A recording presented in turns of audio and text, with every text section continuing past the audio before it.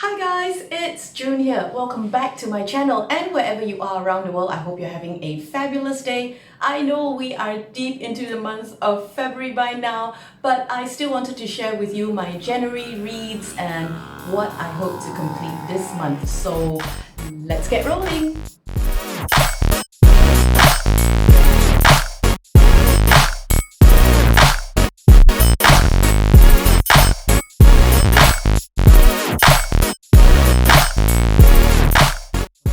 I completed 15 books in the month of January. It's a mixture of physical and audio books. I will talk about the audiobooks and my thoughts about them in an upcoming episode, so please do watch out for that. Now, before I go into my January reads, I just want to remind you guys, please remember to subscribe. If you haven't already subscribed, hit the notification button so you don't miss out on anything that's coming out, and you can follow me on Facebook and Instagram here. Okay, so let's get on with it. The first month of 2020, I have read and listened to, first of all, The Hazards of Hampshire by Emma Dakin. Now, Hazards in Hampshire is the first book of the British book tour mystery. Now, it is because of this that I then went on to, in search of other cozy mysteries, and I am a fan of cozy mysteries. I do enjoy them, and I find that I especially enjoy them as audiobooks as well, so something that you might want to try. Now, this particular series, the British book tour mystery, the first book in this series, which is Hazards in Hampshire, it's about Claire Barclay, and she is actually settling back in UK. Her home now is in Ashton-on-Tynch. I love all these places with the something on something name, all right? So cool. Now, she used to live in Seattle, Washington. So if you are listening to this on if you're listening to this on an audiobook, right, you will find that there will be a mixture of American and British accent, which I thought is pretty cute. So I do like that, actually. I like it when people are able to, do the accents properly. So in this book, they did a pretty good job. So Hazards in Hampshire is the first book in this series. I enjoyed it, so very likely I will then, follow on with the second book, and we'll see how we go from there. Now, because of this particular book is how I then found the next one, which is Murder on Millionaires Row by Aaron Lindsay. It started out really promising, okay? I guess you can see where this is going. I enjoyed it, but then how should okay, I don't want to give too much away, but it kind of went in a direction that I did not expect, which is a little bit of supernatural and, I don't know, science fiction-y, fantasies. Yeah, well, I'm not sure if I like that in my cozies, if you know what I mean. Okay, this is gonna sound harsh, but just give me a good old-fashioned murder, you know what I'm saying? So I'm going to go and, try the second book, and if I do not enjoy it, I will probably stop, okay? But I'll just give it another chance. I will try the second book. All right, next book I want to talk about is At the Wolf's Table by Rossella Postorino. Now, this is such a good book. I am going to do a review, so I will do like a dedicated video on this particular book, so watch out for that. But if you happen to be reading this book, tell me what you think about it. I can tell you right now, I really enjoyed it, okay? The next book will be The Garden of Evening Mist, of course, by Tan Tuan Eng. I will be putting up a video on that as well, because I went to an event where the author was there, and I got a signed copy of it as well. There will be a giveaway, so please watch out for that. Next one, Memories and Murder by Lin Kei-hoon.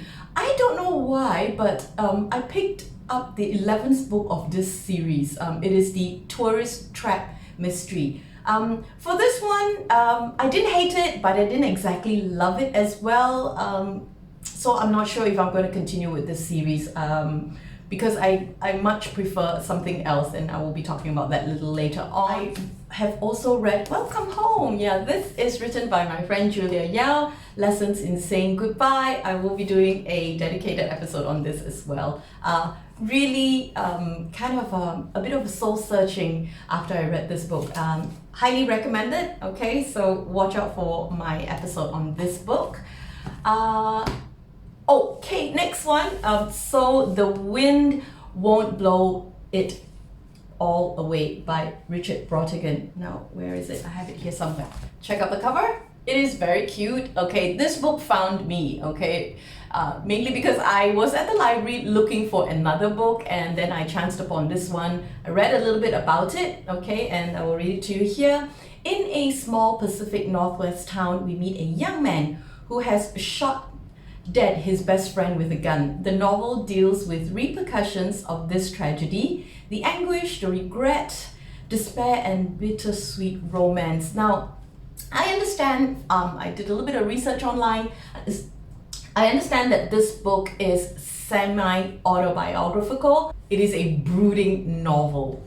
Yes, I do agree, it is a brooding novel. I'm not sure if everyone will enjoy this kind of writing, but for me, I like it, you know, I'm dark like that. So if there is no happy ending or if there is a lot of trauma, I'm sorry, it's just me. I'm okay with reading stuff like that. So it may be a thin book, but if you read it, I think it does pack a punch.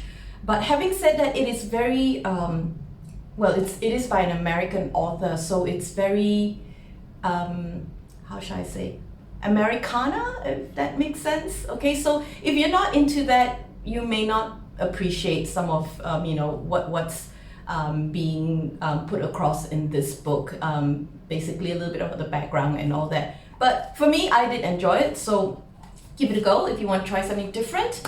Oh yes, this book I absolutely enjoyed. Okay, this is Pet by Akwaeke Imezi. I hope I said the name correctly. I am now a fan. I will be doing a review on this book.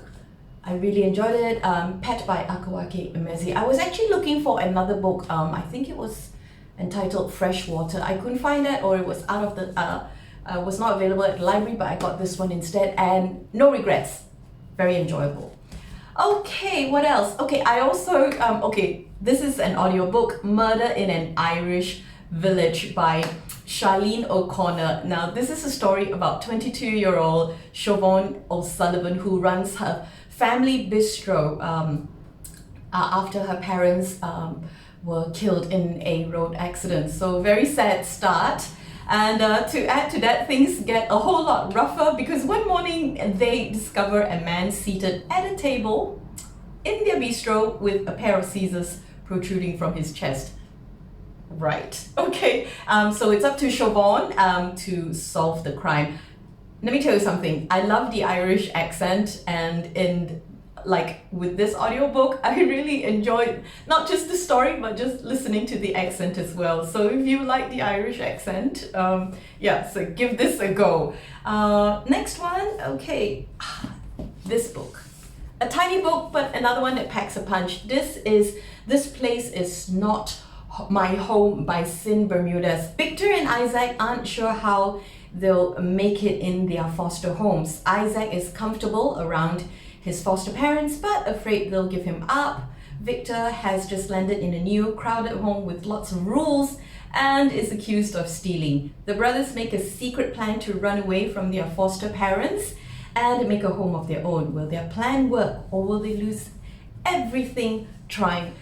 Life is not always rainbows and unicorns. So this book deals with a pretty tough subject, but I think it's okay for older kids to read it. I did enjoy this book, and there are so many topics that you can discuss from reading this book. So This Place Is Not My Home by Sin Bermudez. This is book number 2. I believe they have, okay, from here I see that they have 4 books. So if I come across the rest, I might just pick it up. Like I said, you can finish this pretty quickly, but the messages and the topics that you can discuss from this book are plenty and deep too. All right, that's it. Okay, one more, Murder on Astor Place. Now this is a gaslight mystery series. I absolutely enjoyed this one because I learned so much.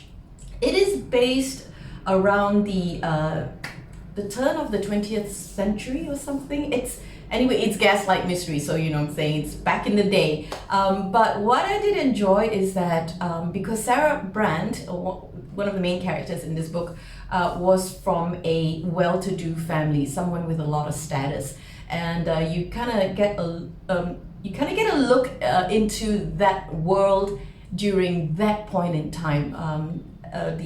The social hierarchy, the protocols and all that. So for example, now you know when you visit someone in those days, you kind of leave them a calling card or you pass it to the butler or the maid or something, your calling card. Now depending on which corner you fold before handing over your card, it has a meaning as well, right? So there were so many things that I discovered, and I enjoyed this very much. Murder on Astor Place, and the murder and this whole story took a twist that I did not expect, okay? And it's I did not expect, especially when something is based on a subject that's pretty taboo. Don't want to give too much away, but I would encourage you to give this a read, okay? So Murder on Astor Place by Victoria Thompson. I am very excited because this is the first book of the series that I have listened to, so I'm looking forward to the next one. I definitely will be following up on that. Now, the following books are books for kids, and I include them in my Goodreads list as well, because a book is a book is a book is a book, right? And I tend to forget sometimes what I have read, so I do use Goodreads to keep track of everything that I have read. This one here, it's super cute, as you can see. This is My First Chinese New Year by Karen Katz. Now, I read this because I had a gig, okay, to do a storytelling, and it had to center around the Chinese New Year or the Lunar New Year theme. You know what? It is actually very difficult to find a book about Chinese New Year during Chinese New Year, okay? And I wanted a really good book, something that's colorful as well, because I was reading to little kids. And so I got this one, okay? So they're lovely, you can see. Talks a lot about, of course, the traditions and the culture and all the lovely stuff that we do during our Lunar New Year celebrations, okay? I read this one with my student, okay? A Squash and a Squeeze. Sometimes, you know, even with older kids, it's good to, you know, read a picture book with them. It's relaxing, it's fun, and and it's good for a laugh. And I do enjoy picture books, as you guys can tell. This is the one that I featured in my Aussie book haul, okay? So if you've not seen that, I'll put the link somewhere up here. Okay, now these two books I really love, okay? I got them from the library. The first one is called Feelings, over here, okay? This is written by Libby Walden and illustrated by Richard Jones. I really like this. If you can see, there's a bit of a hollow here, and then when you open the page, you see that? Oh yeah, it's so cool. Now this book, of course, talks about emotions, right, with kids, so that they understand that it's okay to feel angry sometimes or sad and so on and so forth, okay? All right, it says here, what you feel is who you are. Explore the world of emotions with this stunning peek-through book. That's it. It's a peek-through book, okay? Lyrical text and enchanting illustrations bring each emotion to life to help children understand the universal and unique nature of feelings. I like this book so much. I think I want to get a copy for myself because the illustrations, they're gorgeous, okay? They're so cute. Highly recommended if you've got little kids that you read to. Do get a copy of this. The next one here is Florette by Anna Walker. I picked this because, you know, I just wanted to look at books about trees and plants, because you want to tell kids about that as well, don't you? Right? That, you know, we got to save the environment. Okay, I like that. I love the illustrations here. Sometimes I like bright, bold colors, and at other times I like something like this, a little bit lighter. There you go. Okay, really cute. I like this very much.